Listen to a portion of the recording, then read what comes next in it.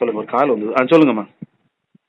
அபிஷேகம் வந்து வீடே அப்படியே அக்னியால நான் அப்படியே எனக்கு அப்படி வந்ததே இல்லை. நான் சேர்த்து சபையில உள்ளவன், எனக்கு அப்படி வந்ததே இல்லை.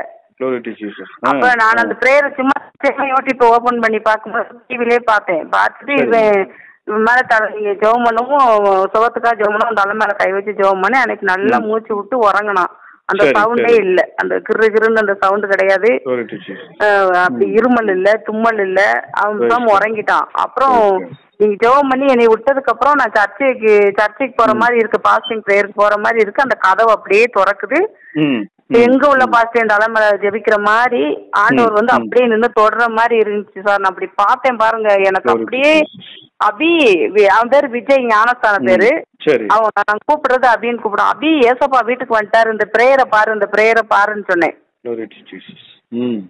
அப்படியே அவன் பார்த்தான். பார்த்துட்டு எனக்கு அப்படி நான் எத்தனையோ பிரேயருக்கு போயிருக்கேன், எத்தனையோ பண்ணியிருக்கேன். ஆனா நீங்க பண்ண பிரேயர் வந்து எனக்கு மனசு ரொம்ப ஆறுதல். காலையிலே இப்ப பார்த்தேன். காலை கிறிஸ்துவுக்குள் பிரியமானவர்களே, ஆண்டவராகிய இயேசு கிறிஸ்துவின் நாமத்தில் நான் உங்களை வாழ்த்துகிறேன். பரிசுத்த ஆவியானவர் இந்த காலை வேளையிலும் நமக்கு தந்த வேத வார்த்தையானது ரோமருக்கு எழுதின நிருபம் 14ஆம் அதிகாரம் 17 மற்றும் 18ஆம் வசனம். தேவனுடைய ராஜ்யம் புசிப்பும் குடிப்பும் அல்ல, அது நீதியும் சமாதானமும் பரிசுத்த ஆவியினால் உண்டாகும் சந்தோஷமுமாயிருக்கிறது. இவைகளிலே கிறிஸ்துவுக்கு ஊழியம் செய்கிறவன் தேவனுக்கு பிரியனும் மனுஷரால் அங்கீகரிக்கப்பட்டவனுமாயிருக்கிறான்.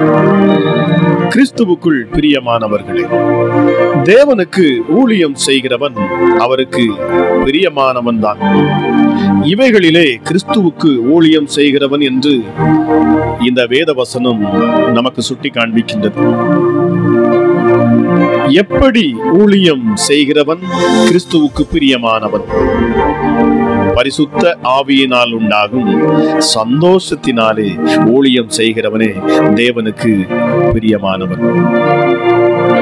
பிரியமானவர்களே, முழு நேர ஊழியமும் உண்டு, பகுதி நேர ஊழியமும் உண்டு, சரீர பிரகாரமான ஊழியங்களும் உண்டு, ஆவிக்குரிய ஊழியங்களும் உண்டு, பிரசங்கிக்கிற ஊழியங்களும் உண்டு, ஜெபிக்கிற ஊழியங்களும் உண்டு. இவைகளிலே நாம் எப்படி ஒப்படைப்புடன் ஊழியம் செய்கிறோம் என்பதை தேவன் நுற்று கவனிக்கிறார். நாம் கடமைக்காகவோ அல்லது முறுமுறுப்போடோ ஊழியம் செய்யாமல் பரிசுத்த ஆவியினால் உண்டாகும் சந்தோஷத்தோடு ஊழியம் செய்வதே நம் தேவனுக்கு பிரியமானது. பிரியமானவர்களே, ஒரு மனிதன் ஊழியம் செய்ய வேண்டும் என்றால் அவனுக்கு 2 விதமான அனுபவங்கள் இருக்க வேண்டும். முதலாவது ரட்சிப்பின் அனுபவம் அவனுக்கு மிக அவசியம். வேதம் சொல்லுகிறது, கிறிஸ்துவினுடைய இரத்தம் ஜீவனுள்ள தேவனுக்கு ஊழியம் செய்வதற்கு உங்கள் மனசாட்சியை செத்த கிரியைகளற சுத்திகரிப்பது எவ்வளவு நிச்சயம். பிரியமானவர்களே, ஆகவே தேவனுக்கு ஊழியம் செய்ய முதலாவது கிறிஸ்துவின் இரத்தத்தினால் கழுவப்பட்டு இருக்க வேண்டும். இரண்டாவது, பரிசுத்த ஆவியின் சந்தோஷம் அவனுடைய உள்ளத்திலும் ஊழியத்திலும் நிரம்பி இருக்க வேண்டும். கடமைக்காக செய்யாமல் மனப்பூர்வமாயும் உற்சாகமாயும் சந்தோஷத்துடனும் ஊழியம் செய்யும் போது நாம் அதிகமான அறுவடையை காண முடியும். பிரியமானவர்களே, எந்த ஒரு மனுஷன் ரட்சிப்பின் அனுபவம் இல்லாமல் பரிசுத்த ஆவியின் சந்தோஷம் இல்லாமல் ஊழியம் செய்கிறானோ அவனுடைய ஊழியத்தில் நாம் கனிகளை பார்க்க முடியாது. அவன் அதிவிரைவிலே அவன் சோர்ந்து போவான். கர்த்தருடைய வேலையை அசதியாய் செய்கிறவன் சபிக்கப்பட்டவன் என்றும் வேதம் நமக்கு சுட்டி காண்பித்திருக்கிறது. பிரியமானவர்களே, பவுலையும் சீலாவையும் சற்று நாம் தியானித்து பார்ப்போம் என்றால் அவர்கள் எப்போதும் மிகுந்த உற்சாகத்தோடு கிறிஸ்து இயேசுவுக்கென்று அவர்கள் ஊழியம் செய்தார்கள். ஒருமுறை அவர்கள் பிலிப்பு பட்டணத்தில் ஊழியம் செய்ய வந்தபோது பவுலையும் சீலாவையும் பிடித்து அவர்களை அடித்து உள்காவல் அறையிலே அடைத்து அவர்கள் கால்களை தொழுமரத்தில் மாட்டி வைத்திருந்தார்கள்.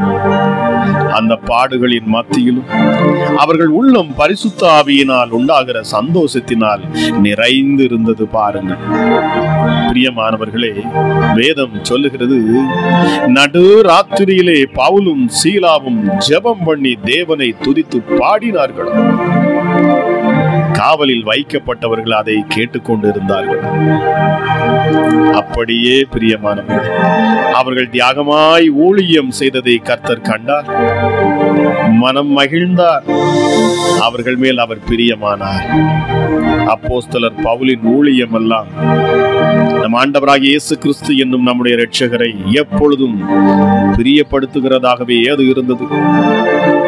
அது மட்டுமல்லாமல் சந்தோஷத்தோடு அவர் கர்த்தருடைய ஊழியத்தை செய்தார். எனக்கு அன்பானவர்களே, சமயம் வாய்த்தாலும் வாய்க்காவிட்டாலும் கர்த்தருடைய ஊழியத்தை சந்தோஷத்தோடு நாம் செய்ய முன்வர வேண்டும். இந்த காலை வேளையிலும் கூட என்னை கேட்டுக்கொண்டிருக்கிற தேவ ஜனமே, நாம் ஏதோ நமக்காக ஜெபிப்பது மாத்திரமல்ல, நான் மாத்திரம் இந்த இயேசு கிறிஸ்துவை அறிந்திருக்கிறேன் என்பது அது உங்களுக்கு பலனை கொடுக்காது.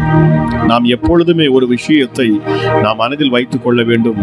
உங்களை தேவன் தெரிந்தெடுத்திருப்பார் என்று சொன்னால், அவர் உங்களை மாத்திரமல்ல, உங்களை கொண்டு உங்களை சார்ந்திருக்கிற யாரோ ஒருவரை மீட்கும்படிதான் உங்களுக்கு அழைப்பே கொடுத்திருப்பார். இன்றைக்கு அநேகர் அதை புரிந்து கொள்வதே இல்லை. பாருங்கள், நிச்சயமாகவே ஏதோ எனக்காக, என் குடும்பத்திற்காக, என் மனைவி பிள்ளைகளுக்காக என்று தனக்காக மாத்திரமே ஜெபிப்பதையும் போதிப்பதையும் நம்மால் பார்க்க முடிகிறது.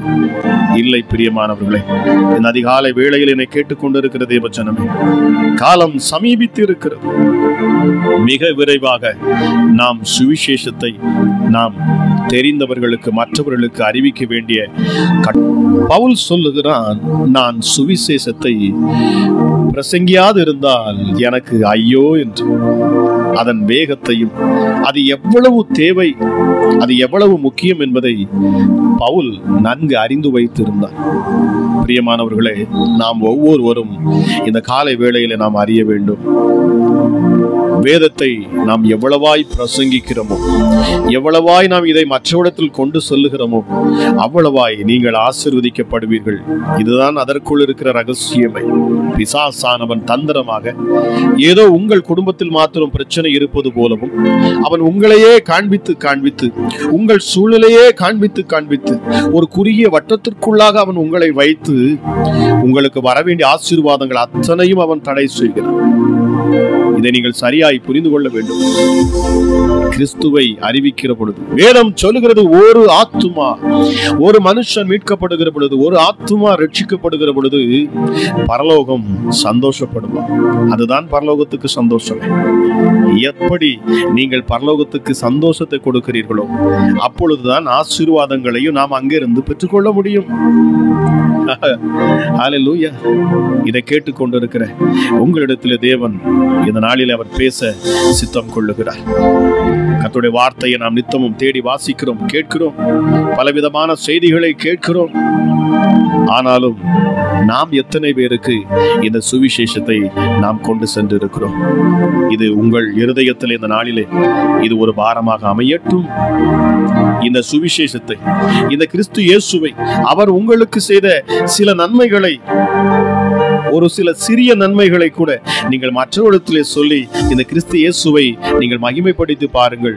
நிச்சயமாகவே பரலோகம் உங்களுக்காக அது வேலை செய்ய ஆரம்பிக்கும். உங்களுக்கென்று ஏற்படுத்தின தூதர்கள் உங்களை சூழ்ந்து கொள்ளுவார்கள். உங்கள் ஊழியம் ஆரம்பித்து விட்டது என்று சொல்லி பரலோகம் உங்களை எப்பொழுதும் நோக்கி பார்த்து கொண்டிருக்கும். ஆக ஒன்றுக்கும் சோர்ந்து போகாமல் இந்த அதிகாலை வேளையிலே கேட்ட வார்த்தையின்படி தைரியமாய், விசுவாசமாய், நம்பிக்கையாய் கிறிஸ்து இயேசுவே தேவன் என்று மரித்து மூன்றாம் நாள் அவர் உயிர் தெழுந்தார் என்றும் இப்பொழுதும் பிதாவின் வலது பாரிசத்திலே அவர் அமர்ந்திருக்கிறார் என்று நீங்கள் உற்சாகத்தோடு முழு மனதோடு சுவிசேஷத்தை சந்தோஷமாய் நீங்கள் பிரசங்கிக்கிற பொழுது நிச்சயமாகவே அற்புதங்களை பெற்றுக் கொள்வது நிச்சயம். ஜெபிக்கலாமா? எங்கள் அன்பின் பரலோக தகப்பனே, இந்த காலை வேளைக்காக உமக்கு நன்றி அப்பா. கிருபையும் இரக்கமுள்ள தெய்வமே, எங்களை அதிகமாய் நேசிக்கிறவரே, சர்வ வல்லமை உள்ளவரே, ஒருவராய் பெரிய காரியங்களை செய்கிறவர், சாவாமை உள்ளவர், மரணத்தை ஜெயித்தவர், பாதாளத்தை வென்றவர், எங்களுக்காக யாவற்றையும் சிலுவையிலே செய்து முடித்தவர் அப்பா. எங்கள் யூத ராஜசிங்கமே, எங்களுக்காக அடிக்கப்பட்ட இந்த காலை வேளையிலும் எத்தனை பேர் உம்முடைய சத்தத்தை அப்பா கேட்கிறார்களோ, இந்த செய்தியை கேட்ட ஒவ்வொரு குடும்பங்களும் ஆசீர்வதிக்கப்படட்டும். தேவனுடைய மகிமை அதிகமாய் ஒவ்வொரு பிள்ளைகளையும் தொடட்டும் அப்பா. ஒருவரையும் கைவிடாத எங்கள் அன்பு நேசர் ஏசப்பா. நீங்க சொன்னீங்க ஏசாயா 44:3, உன் சந்ததியின் மேல் என் ஆவியையும் உன் சந்தானத்தின் மேல் என் ஆசீர்வாதத்தை ஊற்றுவேன். நான் உன்னை ஒருபோதும் வாளாக்காமல் நான் உன்னை தலையாக மாற்றுவேன். நீ கீழாக மாட்டாய், நீ மேலாவாய்.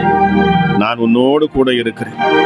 உனக்கு தீங்கு செய்யும்படி ஒருவனும் உன்மேல் கை போடுவதில்லை. உனக்கு விரோதமாக எழும்புகிற எந்த ஆயுதத்தையும் நான் வாய்க்காதே போக பண்ணுவேன். பரிசுத்தமுள்ள தெய்வமே, அப்பா பிதாவே, எங்களை அதிகமாக நேசிக்கிறவர் அமராஜா இசப்பா. இந்த உலகத்தில் இருக்கிற எந்த மனுஷனும் எந்த மனுஷியும் யாரும் நேசிக்க முடியாத அளவுக்கு எங்களை நேசிக்கிற ஒரே ஒருவர் நீர் மாத்திரமே உண்மையுள்ளவர். உம்முடைய அன்பு பரிசுத்தம் உள்ளது. உம்முடைய அன்பு அப்பா, அது தூய்மையான அன்பு. இந்த அன்பு ஒவ்வொரு பிள்ளைகளுடைய இருதயத்திலும் ஒரு தூண்டுதலை அது உண்டாகட்டும் அப்பா. எப்படி பவுல் சொன்னது போல, கிறிஸ்து இயேசுவின் அன்பு என்னை நெருக்கி ஏவுகிறது, நான் சுவிசேஷத்தை பிரசங்கிக்கும்படி. கேட்ட வார்த்தையின்படி ஒவ்வொரு இருதயத்திலும் இந்த நாளில் இருந்து கொழுந்து விட்டு எரியட்டும். பிசாசுகள் இனி வெக்கப்பட்டு போகட்டும் அப்பா. உங்க நாமத்தை பிரஸ்தாபப்படுத்துகிற எந்த ஸ்தானத்திலும் நீர் இறங்கி வந்து ஆசீர்வதிப்பேன் என்று நீர் வாக்கு பண்ணி இருக்கிறீரப்பா. எங்கள் ராஜாதி ராஜாவே உமக்கு நன்றி செலுத்துகிறேன். ஹல்லேலூயா. என் நாமத்தை பிரஸ்தாபப்படுத்துகிற எந்த ஸ்தானத்தில் எந்த சூழ்நிலையிலிருந்தும் நீங்கள் இதை கேட்டுக்கொண்டிருக்கலாம். ஆனால் வார்த்தை உறுதியானது. கர்த்தர் சொன்ன வார்த்தை நம்பிக்கையானது, அது மாறாதது. அதை எடுத்து நீங்கள் தியானித்து சுவிசேஷத்தை பிரசங்கியுங்கள். நீங்கள் இருக்கும் இடங்களிலே பேசி பாருங்கள். ஆவியானவரே நீர் உதவி செய்வீராக. என்னோடு இணைந்து ஜெபித்துக் கொண்டிருக்கிற ஒவ்வொரு மேலும் இந்த அதிகாலை வேளையில் அப்பா அதிகமான உடைய பிரசனம் இறங்கட்டும். தேவ மகிமை ஒவ்வொரு குடும்பங்களையும் நிரப்பட்டும் அப்பா. கண்ணீரோடு உம்மை நோக்கி பார்க்கிற முகங்களில் உள்ள அத்தனை கண்ணீரையும் என் ஆண்டவர் நீர் துடைப்பீராக. ஹல்லேலூயா. உன்னதமானவரே, உம்மை நோக்கி பார்க்கிற முகங்கள் பிரகாசிக்கும் என்று சொல்லப்பட்டிருக்கிறது. அமராஜா இசப்பா, இப்பொழுதே உம்மை நோக்கி பார்க்கிற முகங்கள் பிரகாசிக்கட்டும். ஹல்லேலூயா. மலைகள் விலகினாலும் பர்வதங்கள் நிலை பெயர்ந்தாலும் என் கிருபை உன்னை விட்டு விலகாது. என் சமாதானத்தின் உடன்படிக்கை அது நிலை பெயராது இருக்கும் என்று உன்மேல் மனதுருகி அன்பு செலுத்துகிற உன் தேவனாகிய கர்த்தர் சொல்லுகிறார். நன்றி அப்பா. இந்த காலை வேளையிலும் சுவாமி அதிகமான பிரசனத்துக்காக நன்றி. வார்த்தையை கேட்கிற ஒவ்வொரு உள்ளங்களிலும் என் தேவ ஆவியானவருடைய வெளிச்சம் இந்த அதிகாலையிலே அது பிரகாசிக்கட்டும் சுவாமி. ஆகாதென்று தள்ளப்பட்ட கல்லையே மூளைக்கு தலைக்கல்லாய் மாற்றுகிற என் ஆண்டவர், அற்பமானவர்களை கொண்டு ஆச்சரியமான காரியங்களை செய்கிறவர். எளியவனை குப்பையிலிருந்து உயர்த்தி அவனை ராஜாக்களோடும் பிரபுக்களோடும் அமர பண்ணுகிறவர். சோர்ந்து போகாதீர்கள். இதோ இஸ்ரவேலின் தேவனை நோக்கி சொல்லுங்கள், தேவரீர் என்னை ஆசீர்வதியும், என் எல்லைகளை பெரிதாக்கும், உம்முடைய கரம் என்னோடு கூட இருக்கட்டும். தீங்கு ஒருபோதும் என்னை துக்கப்படுத்தாதபடிக்கு அதற்கு விலக்கி என்னை காத்தருளும். யாபேசுடைய ஜெபம். இந்த ஜெபத்தை நித்தமும் ஜெபித்து பாருங்கள். என் தேவ ஆசீர்வாதம் உங்கள் மேல் இருக்கும். தேவ சமாதானம் உங்களை சூழ்ந்து கொள்ளட்டும். பரிசுத்த ஆவியானவரே, இந்த நேரத்திலும் அப்பா என்னோடு இணைந்து எத்தனை பேர் ஜெபித்துக் கொண்டு இருக்கிறார்கள். இந்த சத்தத்தை கேட்கிற இடங்களெல்லாம் அற்புதங்கள் நடக்கட்டும். இந்த வார்த்தை போகிற இடங்களெல்லாம் தேவ மகிமை வெளிப்படட்டும். அப்பா சத்துவங்கள் அசைக்கப்படட்டும். பிசாசின் கிரியைகள் ஆணிவேர் முதற்கொண்டு அது பிடுங்கப்படட்டும். அதன் தந்திரங்கள் மந்திரங்கள் எல்லாம் பலிக்காதே போகட்டும். எப்படிப்பட்ட தாயத்துகள் இனி வேலை செய்யாது. எப்படிப்பட்ட தகடுகளும் இனி வேலை செய்யாது. எப்படிப்பட்ட பொல்லாத கிரியைகளும் இனி வீட்டுக்குள் நுழைய முடியாது. அருவருப்பின் ஆவிகள் வீட்டுக்குள் வர முடியாது. பிள்ளைகளுடைய சிந்தையை கெடுக்க முடியாது. இயேசுவின் நாமத்தினாலே கேட்டுக்கொண்டிருக்கிற ஒவ்வொரு மேலும் தேவ மகிமை இறங்கட்டும். இதை கேட்கிற பொழுது தெய்வீக பிரசன்னம் ஒவ்வொரு பிள்ளைகளுடைய இருதயத்தையும் அது ஆளுகை செய்கிறது என்பதை நான் விசுவாசிக்கிறேன். ஹல்லேலூயா. ஜெபிக்கிற தேவ ஜனமே, விசுவாசத்தோடும் நம்பிக்கையோடு ஹல்லேலூயா உங்கள் இருதயத்தை திறந்து உன்னதரை நோக்கி பார்த்து இந்த அதிகாலை வேளையில என்னோடு இணைந்து ஜெபித்து பாருங்கள். மகிமை உங்கள் இருதயத்தை ஆளுகை செய்யட்டும். ஒரு புதிய பலன் உங்கள் இருதயத்திலே உண்டாகும். சமாதானம் உங்கள் இருதயத்தை ஆளுகை செய்யும். பரிசுத்த ஆவியானுடைய நிறைவு உங்களை இப்பொழுது நிரப்பும். Thank you Jesus. வல்லமை இப்பொழுது வெளிப்படுவதாக இயேசுவின் நாமத்தினாலே. ரிமா ஷாதால ரபால ரகல தி திபிலபா ரதியான் துனதி. தேவ பிரசன்னம் ஒவ்வொரு பிள்ளைகளையும் நிரப்புவதாக. ஹல்லேலூயா. துரைத்தனங்களையும் அதிகாரங்களை உரிந்து கொண்டு வெளியரங்கமான கோலமாக்கி பிசாசினை சிலுவையில வெற்றி சிறந்தவர் என் ஆண்டவராகிய இயேசு என்னும் இரட்சகர். ஹல்லேலூயா. பொல்லாத ஆவிகள் இந்த சத்தத்தை கேட்கிற பொழுது விலகி போகட்டும். ஹல்லேலூயா. சுவிசேஷத்தை அறிவிக்க முடியாதபடிக்கும், சுவிசேஷம் என்கிற சத்தியத்தை கேட்க முடியாதபடிக்கும் கிரியை செய்யக்கூடிய எந்த பிசாசுகளும் இயேசுவின் நாமத்தில் வெளியேறட்டும். அப்பா வார்த்தையை கேட்டுக்கொண்டிருக்கிற இந்த நேரத்தில் தானே இந்த அதிகாலை வேளையில மகிமை ஒவ்வொரு பிள்ளைகளையும் தொடட்டும்.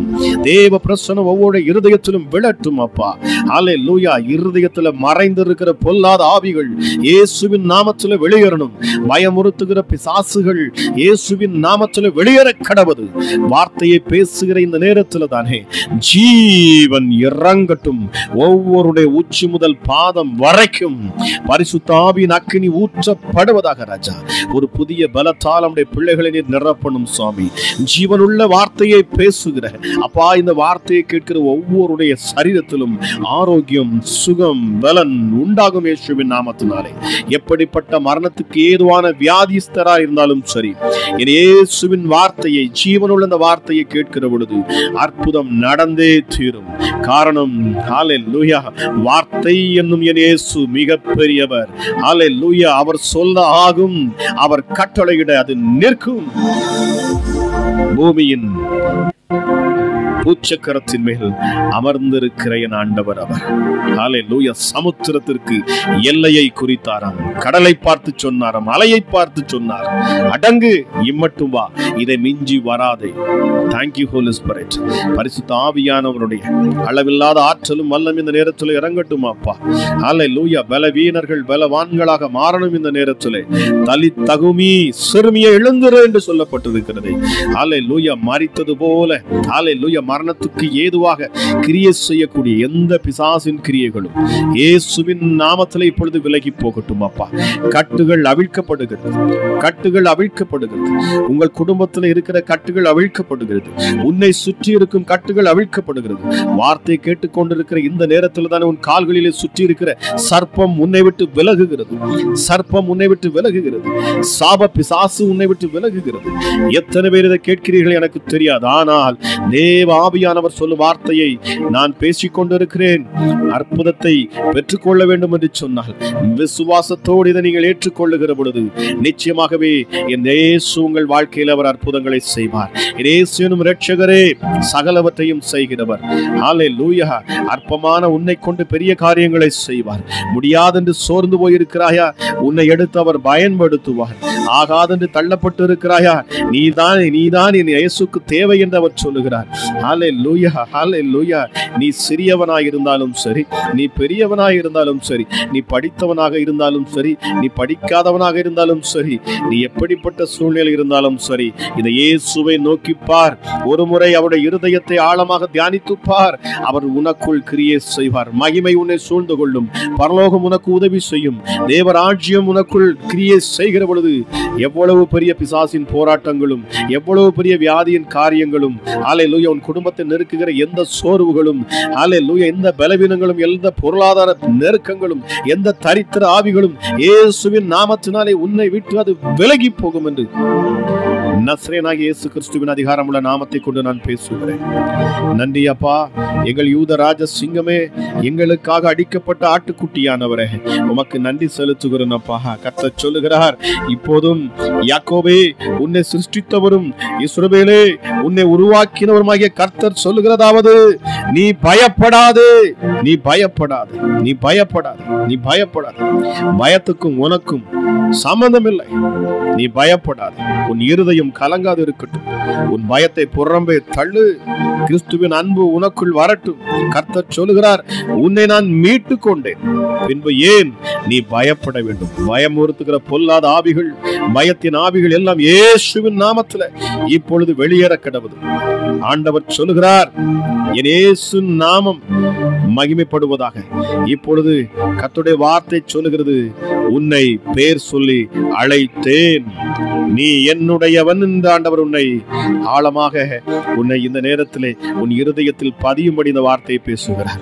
நான் உன்னை பெயர் சொல்லி அழைத்து உன்னை தெரிந்து கொண்டேன், உன்னை மீட்டுக் கொண்டேன். நீ என்னுடையவன், நீ என்னுடையவள். ஆக நீ பயப்படாது. இதோ என் உள்ளங்கைகளில் உன்னை நான் வரைந்து வைத்திருக்கிறேன். உன் மதில்கள் எப்பொழுதும் எனக்கு முன்பாக இருக்கிறது. நான் உன்னை எப்பொழுதும் கவனித்து உற்று நோக்கி கொண்டிருக்கிறேன். ஹல்லேலூயா. வேதம் சொல்லுகிறது, ஹல்லேலூயா, தேவனுடைய கண்கள் பூமி எங்கும் உலாவிக் கொண்டிருக்குமா. தன்னை தேடுகிற மனுப்புத்திரர்கள் உண்டோ என்று அவர் நோக்கி பார்ப்பாராம். இந்த நேரத்தில் நீங்கள் இந்த இயேசுவை நோக்கி பாருங்கள், அவரை நோக்கி பாருங்கள், அவரை நோக்கி கூப்பிடுங்கள். ஹல்லேலூயா. அவருடைய நாமத்தை உச்சரித்து பாருங்கள். ஹல்லேலூயா. இந்த காலை வேளை உங்கள் விடுதலையின் வேலையாக மாறிவிடும். பிரியமானவர்களே, எப்படிப்பட்ட நெருக்கங்களும் உங்களை விட்டு நீங்கி போகும். பரிசுத்த ஆவியானவரே, உமக்கு நன்றி அப்பா. கொடுத்த வார்த்தைகளுக்காக நன்றி. என்னோடு ஜெபிக்கிற ஒவ்வொரு பிள்ளைகளுக்காக நன்றி செலுத்துகிறேன் அப்பா.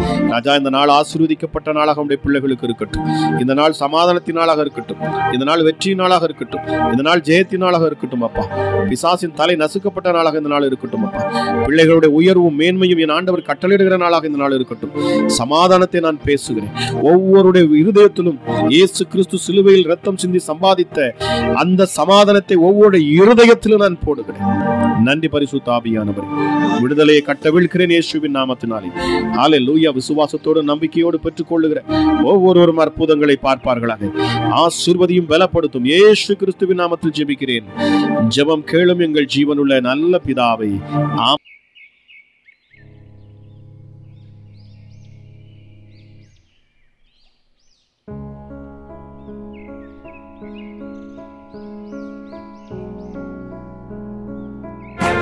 இயேசுவே, உங்க இரத்தத்தில் வல்லமை உள்ளது. இயேசுவே, உங்க இரத்தத்தில் மகிமை உள்ளது.